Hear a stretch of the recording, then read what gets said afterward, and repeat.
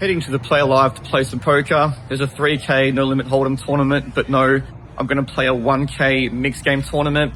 The mixed game will be dealer's choice, where I don't know half the games. Archie, no idea what that is. Razdoogie, sounds awful, but I've been spending the last 2 months playing mix or trying to learn mix, and I'm starting to really get a taste for it. I'll be playing the 1.5K 8 game when I get to Vegas in a few weeks. So tonight's a bit of a practice run. Let's go. While I'm walking, I'll just recap a hand I played last night in the mixed game. We're playing triple draw and cutoff opens. I'm on the button with 8, 6, 5, 5, 3. I 3-bet, and the big blind puts in a 4-bet. Cutoff calls, I call.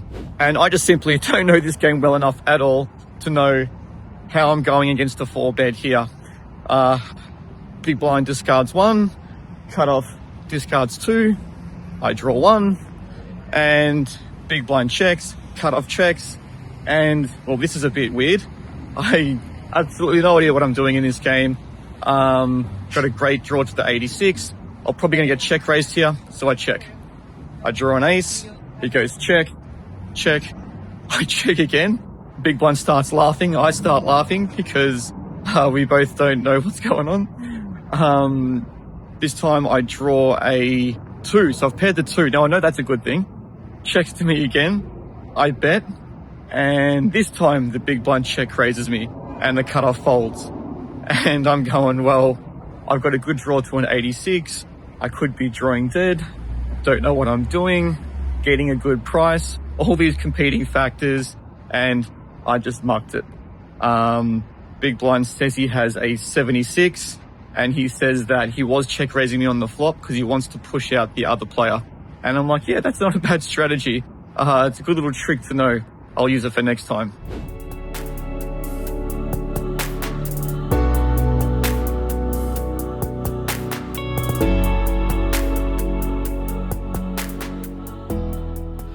G'day, Shannon, here to play some mixed games. Can you tell us about the tournament we've got going tonight? Absolutely. Today, Benny, we're running what we call the split mix. So for the first 2.5 hours or the first 3 levels, we only have no limit and pot limit options, but we have many options, many silly options, some normal options. You can do no limit or pot limit draw games. There's some flop games, no stud games for the first part of the tournament. So basically there's a mix of approximately 20 games that you can choose between. Once all of the carnage is out of the way, and we get to the end of the re-entries, and then we come back and sit down, and then becomes fixed limit for the rest of the game. Awesome. And also, can you tell us about the multiple prize pool you have going? Yeah, we this got born out of a necessity of, we have a whole bunch of experienced, we call them pros, regular players in the mixed streets down here in Victoria predominantly, but also they're all around Australia. Then there's a bunch of new guys and girls that are trying to get into the mix. So to make it attractive for the pros and to make it affordable for people that are learning, came up with this concept of separate buy-in levels. So you've got our main deck, which everybody is in. So you buy into one of our tournaments. So like today, for instance, is a $500 buy-in, 400 plus 100. $400 goes straight to the main deck prize pool for every player that enters. And then for those that fancy themselves for the juicier prize pool, they can buy in for $1,000, which is 900 plus 100. The best way to explain it is it's like a last man standing or a last longer, but with an actual prize pool structure to it. Beautiful. And what's your favorite mixed game? Deuce to 7, anything. Deuce to 7, single draw, no limit. Deuce to 7, triple draw, fixed limit. Deuce to 7, double draw, pot limit. Deuce to 7 is my absolute favorite. Normally I talk about hands on my break, but because I'm playing mixed games, I can't remember half the hands. I've played pot limit, draw maha, mad fun. We played pot limit, double draw, deuce to 7, also a lot of fun. We played pot limit, double draw, Badusi, not so much fun. I got into a pot 3 ways. I had a 10 low, 10-8, and I had a 10 Badugi. We go 3 ways, and when we table the cards, I end up getting scooped. And I'm trying to work out, yep, definitely got scooped. Okay, I think I'm done. I even say, like, I don't even win a side pot, right? So I get up and walk off. I'm about to go rebuy. Someone comes up and goes, no, you still got chips. So I go back inside. I've still got a whole start stack. That's how much I didn't know what was going on. So that's not a good sign. How much of a fish when you walk away from a side pot that's a full start stack? Anyway, I'll talk about some hands tomorrow. All right, I do remember a hand. It's deuce to 7, double draw, pot limit. Folds to me on the button. I make a raise. I've got 10, 8, 5, deuce, deuce. Seems like a pretty good hand. Small blind calls, big blind folds.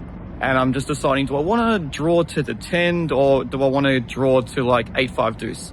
And the small blind draws 1. So I'm like, okay, guess I'll draw to the 8, 5 deuce. So I get rid of 2 cards. I pick up a king and a 4. And he bets out into me. Seems normal on a D1 versus D2 situation. So I'm like, all right. He bets pot though. So in terms of pot odds, who the hell knows? I'm drawing to an 85, which seems pretty good. I call. He pats. Okay, I better hit now. And I get a 9. And then after the last round of betting, he bets 3/4 pot. So I've got 9, 8, 5, 4 deuce. Now this is a pretty interesting situation. If it's single draw, this is a pretty sweet hand and I'm raising. But double draw, not sure. It feels close. I feel like I could potentially raise here. Anyway, I call. He goes 98. I'm like, yeah, 98 too. And he shows his cards, but mine are better. So that's a nice hand. The first few levels were pot limit and no limit. And now that we've had a break, we're going to fixed limit games only. Still dealer's choice. Someone just chose Badusi. Don't really like this game as much, but still good fun. And back to playing. Dom, best dealer in the business, Benny Pockets. He's having a crack here tonight.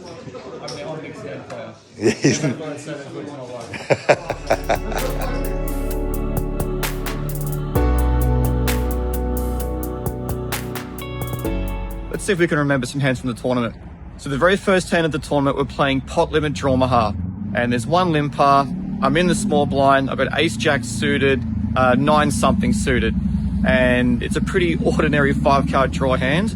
But I'm in the small blind getting a great price.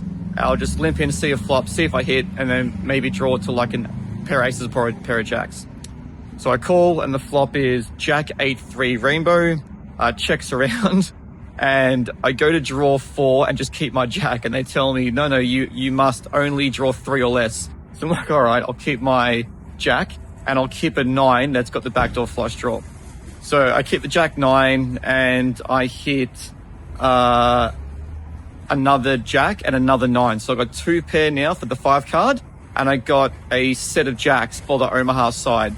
So I bet the turn big blind calls, and the river pairs the 3. So I just pop the river and I get called and I scoop the pot. So that was a good start to the tournament.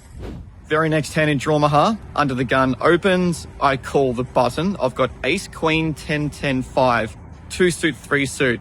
It's a pretty nice hand. I mean, the 10s is, at least it's a pair. We go heads up and the board is king, 9, 7, 2 hearts. I've got the nut flush draw and a gut shot and a pair of 10s in my hand. He checks, and the big blind had called as well. So he checks, and I think I want to just bet, push someone out of their hand and clean up my equity that way. I've got at least a nut draw to one-way hand at the least. So I bet, under the gun calls, I keep the 10-10 queen because I had the ace of the suit as well. So I've still got the nut flush draw. I got a pair of 10s, so I'm drawing to like another queen. I'm drawing to another 10. And the low jack, he draws 2 as well. Turns a repeat 9. Not a good turn for me. It goes check. I decide that my hand's quite weak now because I'm not drawing to the nuts for the Omaha and I've only got a pair of 10s for the 5 card. So I check back. And the river's a 4, completes the flush, and I've got a 4 on my hand. So maybe I'll block some like 9-4 or something. He just comes out and bets pot. And I thought that if he had like a 2-pair plus on the flop, he's probably going to play it more aggressively than not. So I feel like I've got the nut flush on a paired board. I can at least call for a one-way hand, and I called and I lost. So that was that hand. This game is Badusi, it's double draw, and it's pot limit. The cutoff opens, small blind calls, and I'm in the big blind. I've got King 8, 7, 6, 5.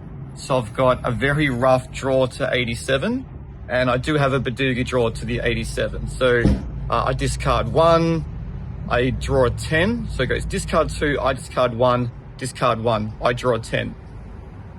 So I got 10-8, and I've got a Badugi as well. It goes check, I bet half pot, in position min raises me, small blind calls.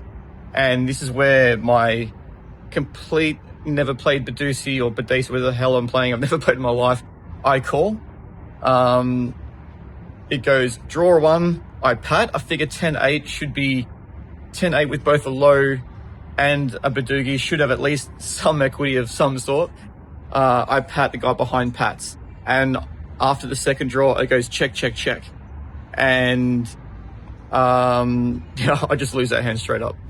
So that's my dealer's choice campaign over. I find the pot games and the no limit games very fun.